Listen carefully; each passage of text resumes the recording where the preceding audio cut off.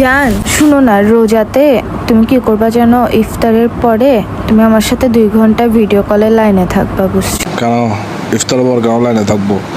একেবারে রাতে রাতে কথা বলবো, তারাবির নামাজ কালাম পড়ে টোরে আসে বাসে এসে তারপর কথা বলবো যে কেন কেন কেন মানে কি, একটু আগে দেখলাম যে রিলসের মধ্যে বন্ধুরা ইফতারের শেষ হওয়ার সাথে সাথে দূর মারে সিগারেট খাওয়ার জন্য, কোনাচে আনাচে কানাচে। এই জন্য তুমি যাতে যাইতে না পারো, তোমার যাতে সিগারেট খাইতে না হয় বন্ধুদের সাথে, এই জন্য তুমি আমার সাথে লাইনে থাকবা, আমার সাথে কথা বলতে বলতে সিগারেটের কথা ভুলে যাবা, তারপরে তারাবির নামাজ পড়তে চলে যাবা। সবচেয়ে বড় কথা হচ্ছে আমার বান্ধবীদের মধ্যে বান্ধবীর বয়ফ্রেন্ড একটা সিগারেট খায় না, সব বান্ধবীদের বয়ফ্রেন্ডদের মধ্যে শুধু তুমি একমাত্র সিগারেট খাও, তো আমার থেকে খারাপ লাগে না?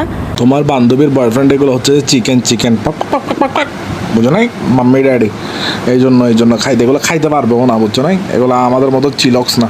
কোনো কথা বেয়াদবি করতেছো যে তুই আমার সাথে তোর ভালোর জন্য বলছি সিগারেট খাই মরতি, সিগারেট না খাইলে চিকেন, আর সিগারেট খাইলে কি তুই মাটন হয়ে যাচ্ছ? যে মাটন যতই হয় না কেন বেশি হইলে বুঝছোস মানুষের প্রেশার বাড়ে, এটা বাড়ে ওইটা বাড়ে, অসুস্থ হয়ে যায় মানুষ।